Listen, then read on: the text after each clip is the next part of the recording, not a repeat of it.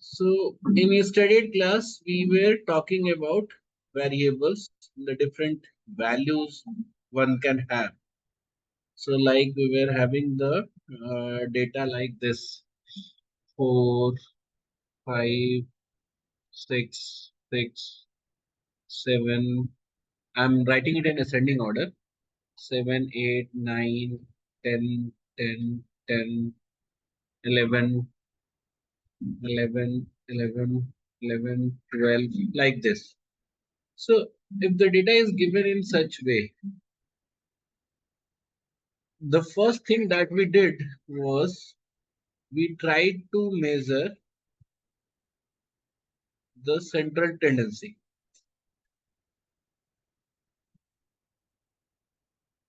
So measurement of central tendency, for to measure the central tendency, we had three types of measures. One was mean, second was median, and let's say let's we call it age, because let's forget the studies class. We are starting it fresh. And third measure is mode. So by definition, mean is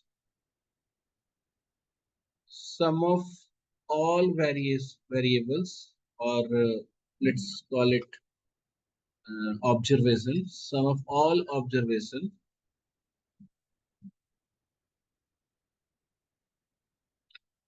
divided by number of observation.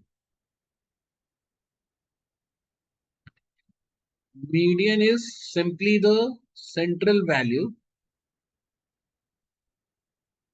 of the data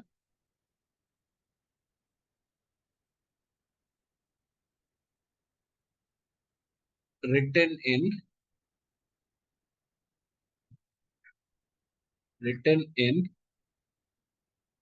ascending or descending order. So the problem here is you can only have central value if data is in odd numbers, like for 3, 4, 5, 5, 8, 9, 11, 10. For such kind of data, like we have total number of observations, 7 observations are there. So for such kind of data, finding central number is easy. This one will be our median. So 5 is median for the above set of data. Now, what if the number of data is in even numbers? So like we have the data like an 11.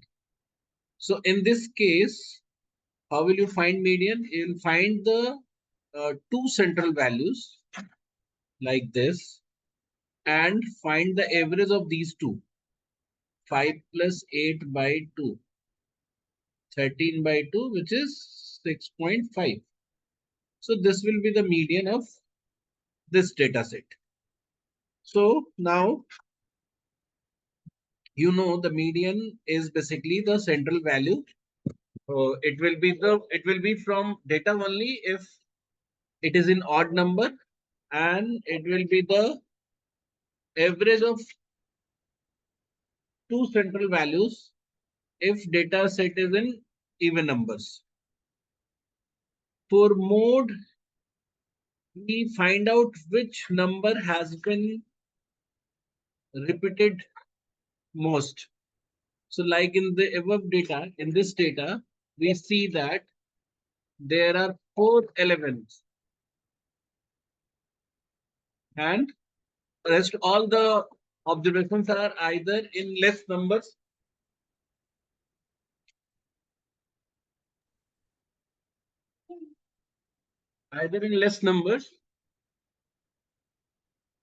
or maybe equal to 4 also. So in that case, both will be the mode. But here 11 is coming 4 times, which is higher than any other number, which is higher frequency than any other number. So mode will be 11. So now or like we were discussing also, in what case mean is important, in what case median important, in what case mode is important. So mean actually gives you most uh, mathematical figure of central tendency. It will have a formula like this. All other, the other two will not have any formula for calculating mean or mode. The formula that you have seen in your stats class, they are basically derived one to find which one will be the median and mode. But that these two are not a mathematical quantity. This is based on observation that which value is in middle and which value is being repeated most frequently. So since the central tendency are there to give you an idea about how the data is spread, or or you can say how the data is uh, coming, like let's say, if we say that a batsman has an average score for its one day matches is 62. So now with this figure, uh, we can assume that batsman A is a good batsman because he's more or less scoring 62 per match. But you know that this average value does not represent the actual data. In some cases, we can believe, like in this case, we can still trust that a batsman A would be or maybe a good batsman because we know that there cannot be a higher range. You know, the maximum number of score a person can uh, have in a match may not be more than 150 or something. So I know if a batsman had an average of 62, he must be a good batsman. Just wait for a second.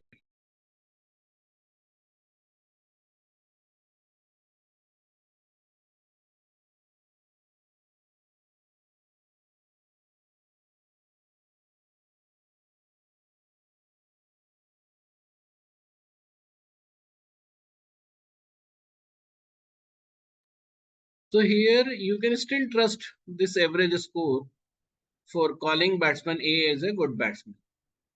But for an example, like if a person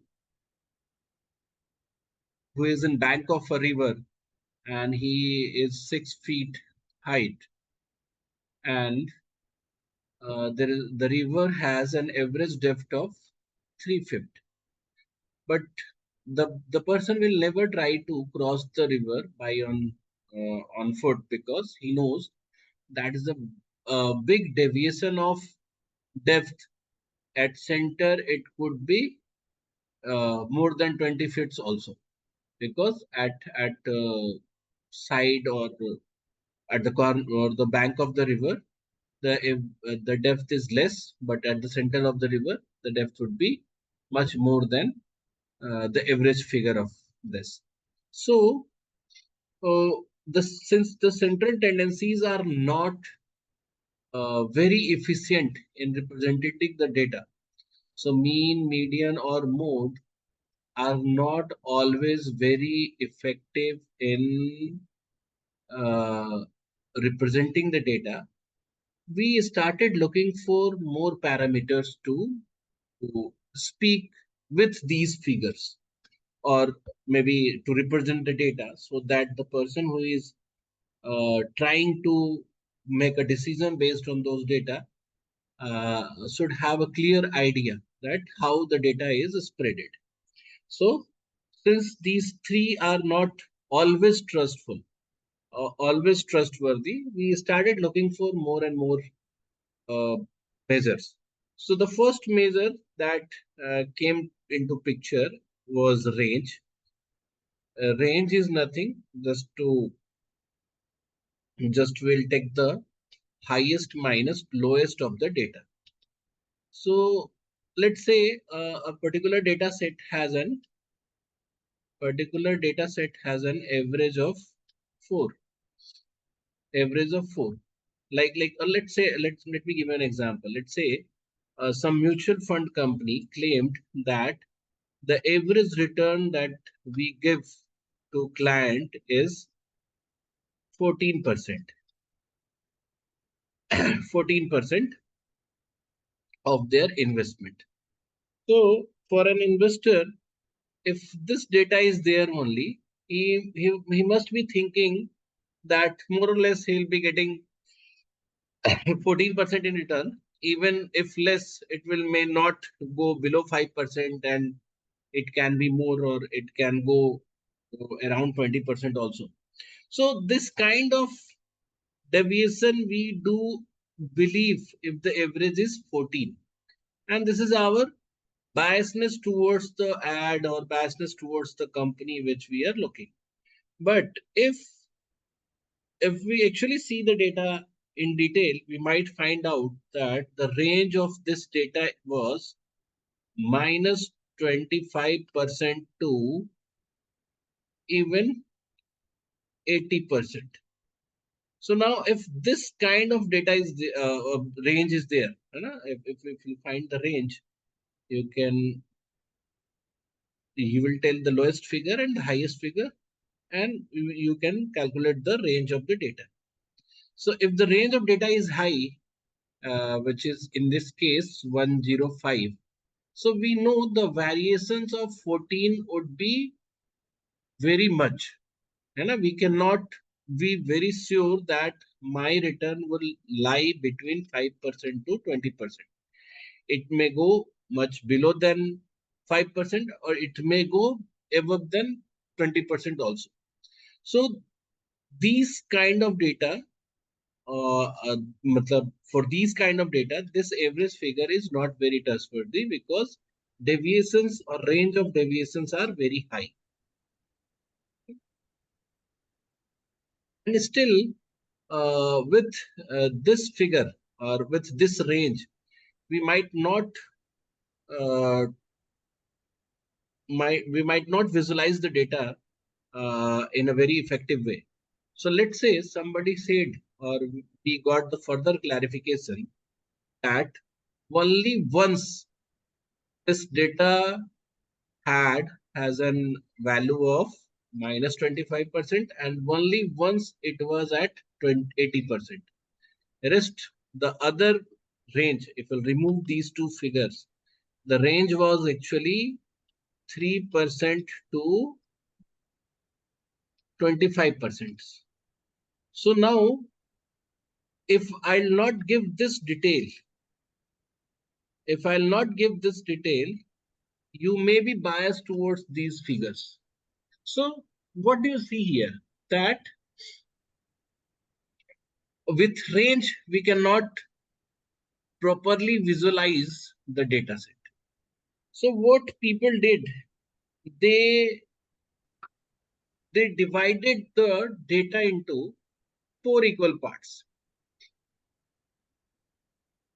So that they can have, if the data range is like from lowest to highest, so divided the data set into four equal parts, and they started calling as quartile 1, quartile 2, quartile 3, and quartile 4. But the problem is that if the number is not divisible by 4, if the data is not divisible by 4, it will be very difficult, or it cannot be divided into four equal parts. So in order to fix this, in order to fix this,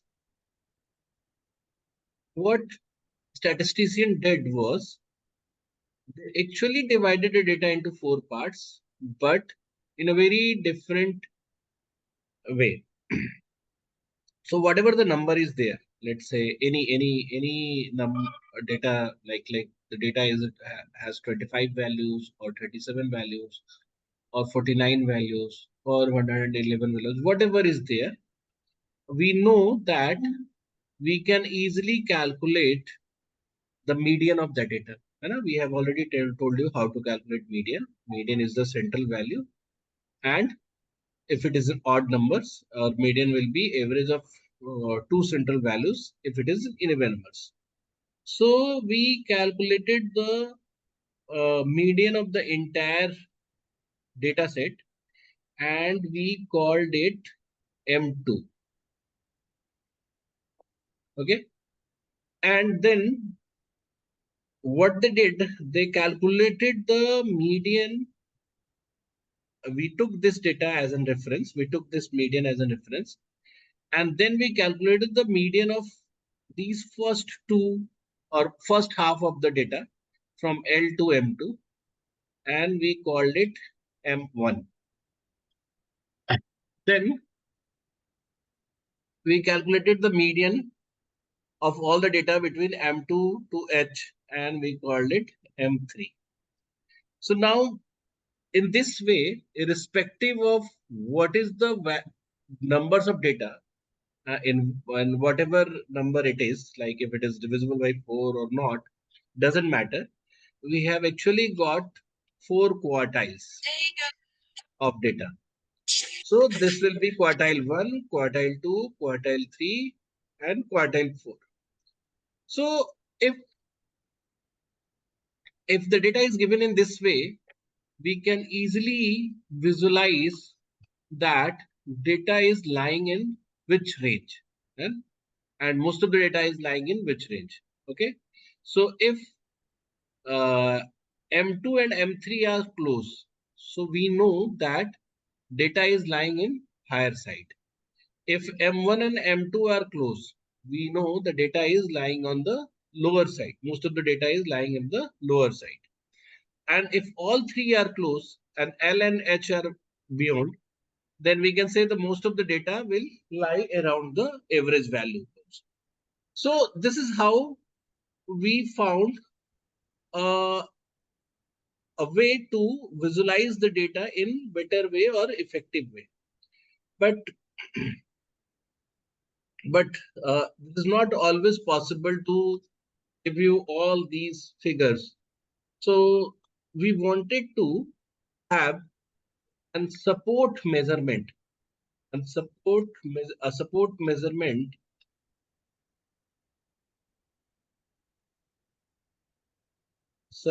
measurement for mean, because mean was the most mathematical figure that we had. And since we are working with statistics or mathematics, so we wanted to have something with proper mathematical definition only. So we wanted to give a support measurement for mean. So like if a data is given, what should be given along with this mean so that we can visualize the data in better way. Okay. So let's say we have a data like 3, 5, 7, 8, uh,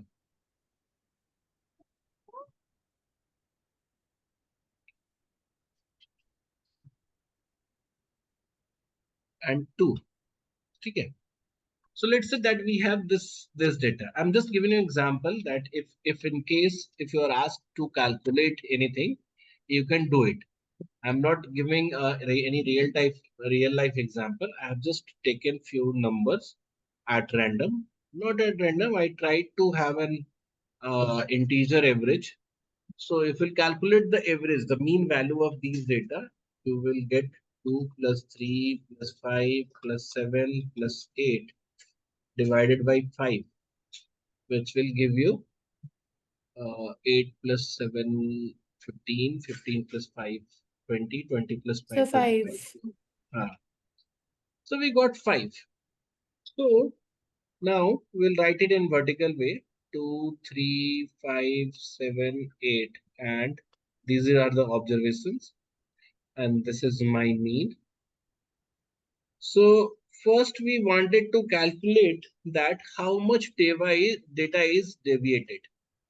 So if you'll see the deviations, so here the deviation is minus 3. Here the deviation is minus 2, 0, plus 2, and minus 3. So the first thing which comes in mind, let's calculate the total deviation, which you will find 0, because we know the average is one such value which doesn't change the total, but only it makes every data equal. So in this case, if you calculate the sum of all deviation, you will always get 0. So we wanted to have, or we wanted to, or we tried to know, to find average deviation. So with this sum, the average deviation will be 0 only. So this did not serve the purpose, because if we keep the direction of change also, the total will always be 0. The total will always be 0. So what we did, we removed the dimension or direction of change. So we took the deviation again, but the absolute deviation, not the just deviation, but absolute deviation. So if, in order to represent that, we can say if it is x I, if it is x bar is mean, xi is different value. So if absolute deviation will be x bar minus xi mode of x bar minus xi. Now we'll take only the absolute value, which is positive value of those deviations.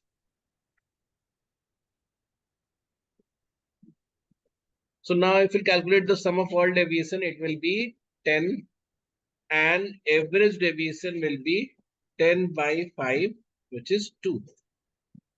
So now let's say if I'll give a Excuse me, data, sir. huh, Sir, I didn't get the absolute deviation part. we just took the positive value of all deviations. All the negatives, so we made it positive and the positive Yes, remains positive. yes.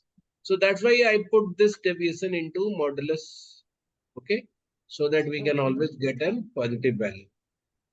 Okay, got it. so the average deviation is 2. Now remember, we wanted to represent the data. So if I will represent, or say to you that average of data was 5,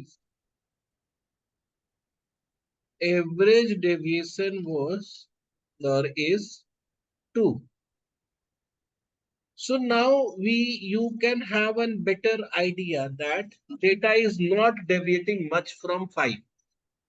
So let's say I'll give you an example.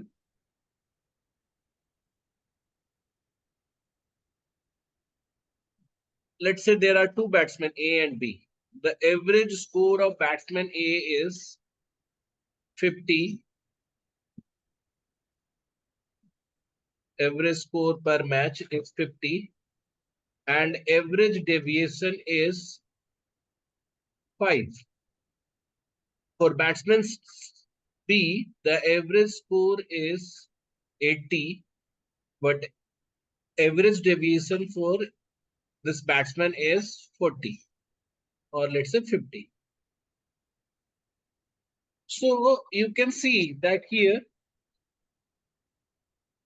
the batsman B seems to be a good batsman in terms of average, but he is not consistent, because he's not scoring around 80 every time. Some of the time he's scoring much more than 80, and some of the time he's scoring much less than 80.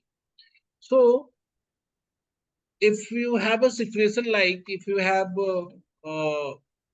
your team planned, and your first wicket falls soon, and for second wicket, let's say the first wicket we had after just 15 runs.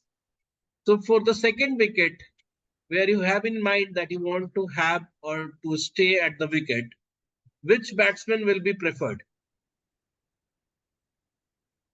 For the first down, which batsman will be preferred? First one. First one, matlab batsman A. right? First one. Yes, first Yes, one. yes. So batsman A would be preferred because the average deviation is less here. See, the life would have been very easy agar the statistician would have compromised with this average deviation figure. But you know that human mind is very complex. They want to have more accurate and accurate data. Let's take an example of a data set where data are like this.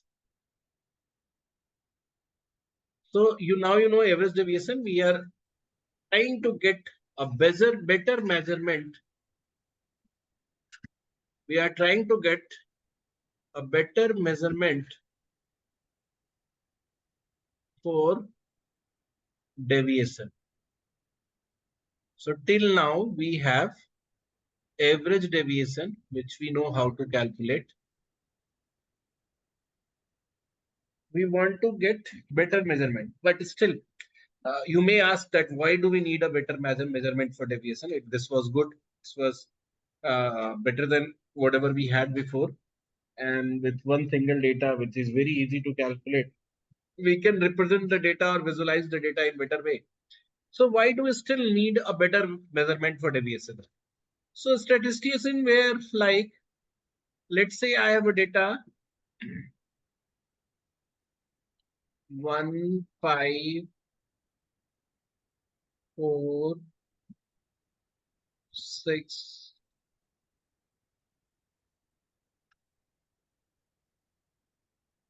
6 6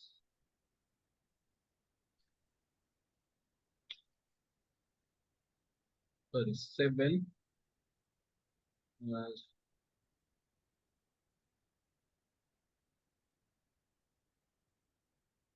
and 8.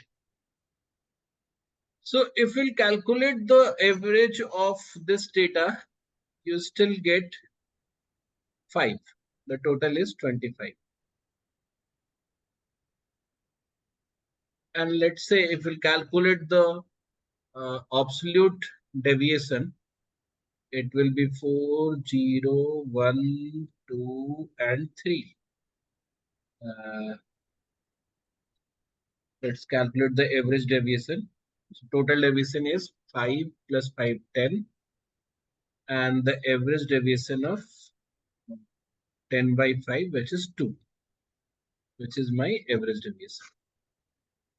So scientists were very much not satisfied with this because they saw that these two data is close to average, but these two data is not very close to average. So if the deviation would have been this range, then 2 would have been a fine measurement, and 2 or 2 and something. But this doesn't seems to be or represent the true nature of deviation. So to put weight on smaller and the larger deviation, what they did, they squared the deviation. So now I will have one more column here, the square of deviation. And what a square will do? So you know that 1 square is 1 and 3 square is 9. So there is a big difference between 1 and 3 and 1 and 9. So as we move ahead, the square value moves faster. Okay. So that's why what he did or what they did, they squared the deviation here 16, 0, 1, 4, and 9. And calculate the sum of all square deviation, which is 16 plus 1, 17, 17 plus 4, 21, 21 plus 9, 30, 30. 30, and got the average of this. So what number we are getting? A square of all deviation. So in this case, you will take the absolute or not absolute, doesn't matter because square will always be positive.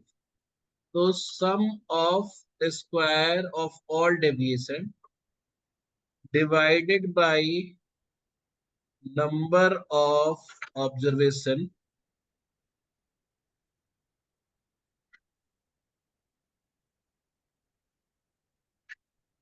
which we can calculate here as 30 divided by 5 and it will be 6. So this thing, just remember it because it will be very useful in your exercises. So this thing will be called or is called variance.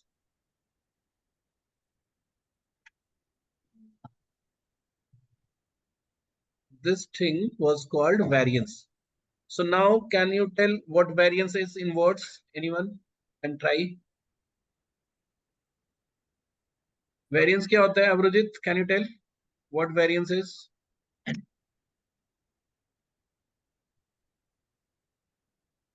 बोलो. Okay. Anyone else? Priyanka बताओ variance क्या है? That's यही है sum of square of all deviation by number of observation. Number of observations. Yeah. So just remember it in word wise, है ना? How did we reach till this point? So we first calculated the deviation, then absolute deviation, then we got average deviation, but somehow we doubted the effectiveness of that. So we are proceeding ahead, and the first thing that we got was variance, which is sum of square of all deviations divided by number of observations. And then since variance will have square figure, like if it is in meter, say if Sir, it is in can you meter, explain what it is in definition? the definition of variance is this only: sum of squares of all deviations divided by number of observations. अच्छा. Or in other words, you can get average of square of deviations. अच्छा, ठीक है. Average of square of deviations. ठीक है.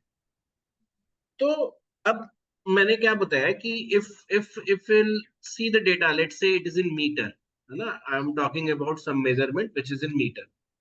So the variance will have the unit meter square, है ना?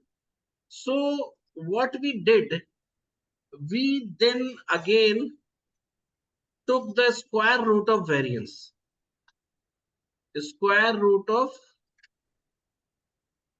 variance, and we called it standard deviation. So see, you all know why do we use word standard? Why do we use this word standard? Standard क्यों use करते हैं in general? We always say ना कि इसकी quality standard है or something which is always on its standards. So standard का मतलब Generalized. better, है ना? हाँ. Standard का मतलब बढ़िया, है ना? With more quality. So we wanted to measure the deviation, and this is the best measure of deviation. That's why it was called standard deviation. That's why it was called standard deviation.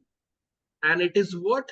It is just square root of variance. So in our previous example, the square root of variance, the variance was 6. If you do the square root of variance, you will get what?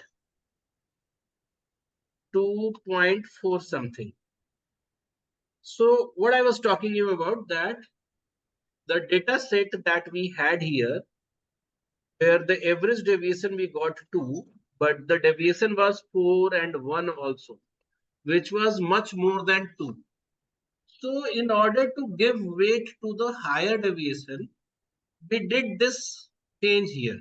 First, we squared the deviation, we got the average, and then finally we squared root of that variance to get the standard deviation.